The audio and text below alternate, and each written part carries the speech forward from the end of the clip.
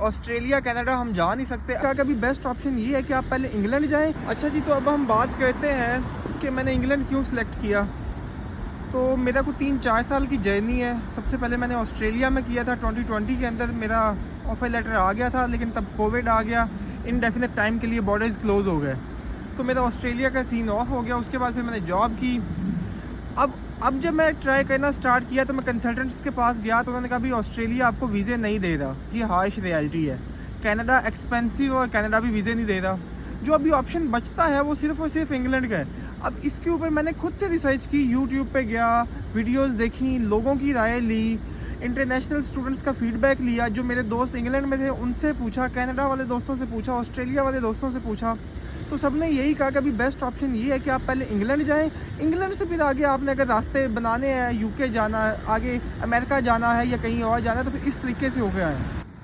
अच्छा जी, तो अब हमने डिसाइड कर लिया कि हमने इंग्लैंड जाना है, क्योंकि हमने देख लिया कि ऑस्ट्रेलिया कनाडा हम जा नहीं सकते, अमेरिका का वीज़ा नहीं लगता, यूरोप से बहुत बेहतर है कि यूके आया जाए। मैंने आयरलैंड का ऑप्शन सोचा था, लेकिन उससे भी बेहतर यहाँ पे लगा, क्योंकि यहाँ पे मेरे कुछ दोस्त भी थे। अभी हम सेंट्रल मैनचेस्टर की तरफ जा रहे हैं जॉब हंट पे। यहाँ पे एक पार्क है और साथ साथ हम आपको थोड़ा सा व्यू भी दे देते हैं। ये देखेंगे, यहाँ पे पार्क है। अच्छा जी, ये मैनचेस्टर के अंदर एक नहर है, प्यारी जगह है बहुत। ये आप देख रहे हैं, वहाँ से ब्रिज है, वहाँ से हमने सेंट्रल मैनचेस्टर की तरफ जाना है। तो ओवरऑल जो मैनचेस्टर की फील है, ये एक लश ग्रीन और बहुत ही प्यारा शहर है। लश ग्रीन और बहुत ही प्यारा शहर है। आप इसको रिलेट कर सकते हैं इस्लामाबाद के साथ, मरी के साथ। और मौसम भी जो अभी चल रहा है वो 15-16 के करीब है। जिस तरीके से मरी के अंदर गर्मियों में मौसम होता है, अभी वैसा मौसम है। बहुत ज़्यादा ठंड नहीं है और बहुत ही प्यारा है। साथ साथ हम आपको प्यारी जगह भी दिखाते जाएंगे और आपको गाइड भी करते जाएंगे कि आगे क्या क्या प्रोसीजर्स हैं। अब जो सबसे मेन चीज़ है वो ये है कि सबसे पहले आपने यूनिवर्सिटी सेलेक्ट करनी है। कंसल्टेंट से जाने से पहले आप यूनिवर्सिटी सेलेक्ट करके जाएं, ये सबसे ज़्यादा ज़रूरी चीज़ है।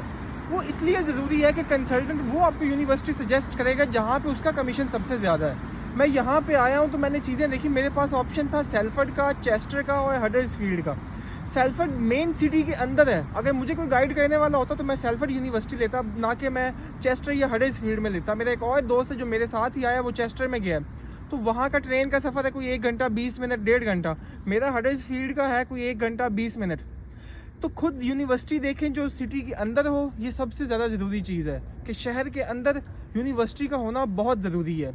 और लंदन और बर्मिंघम की बजाय मैं मैनचेस्टर में इसलिए आया, यहाँ पे सैचुरेशन कम है मेरे मुताबिक। ये मेरी राय है, आप मेरे से डिफर कर सकते हैं। सबसे पहले वो शहर देखें जहाँ पे सैचुरेशन कम है, और वो यूनिवर्सिटी देखें जो सिटी के सेंटर में हो। अच्छा जी, अब अगर हमने यूनिवर्सिटी सेलेक्ट कर ली है, उसके ऊपर रिसर्च कर ली है, तो हम कंसल्टेंट के पास जाएंगे। साथ साथ हम चलते हैं। कंसल्टेंट सेलेक्ट करने के बाद आपको चीज़ें जो देखनी है वो ये देखनी है कि कंसल्टेंट से आप बात करें कि जी यूके के अंदर मेरी क्लासेस कितने दिन होंगी। कितने दिन से मुराद है, कुछ ऐसे यूनिवर्सिटीज़ है जहाँ पे 5 दिन की क्लासेस भी होती हैं, जैसे बेंगौर यूनिवर्सिटी है, और चेस्टर यूनिवर्सिटी में 1 दिन की होती है, हडर्सफील्ड में 2 दिन की होती है। तो ये बहुत ज़रूरी चीज़ है। अगर आप साथ अपनी जॉब करना चाहते हैं, फ़ीस निकालना चाहते हैं, तो आपको पता होना चाहिए आपकी क्लासेस कितने दिन हो रही हैं और कौन सी यूनिवर्सिटी है। चीप यूनिवर्सिटी होनी चाहिए। अगर आप चाहते हैं कि आपका वीज़े के चांसेस ज़्यादा हो, तो आप अपनी रिलेटिव जो फील्ड है उसके अंदर रह के आपने देखना है। आपने BS किसी और में किया, मास्टर किसी और में किया, तो इससे बचें।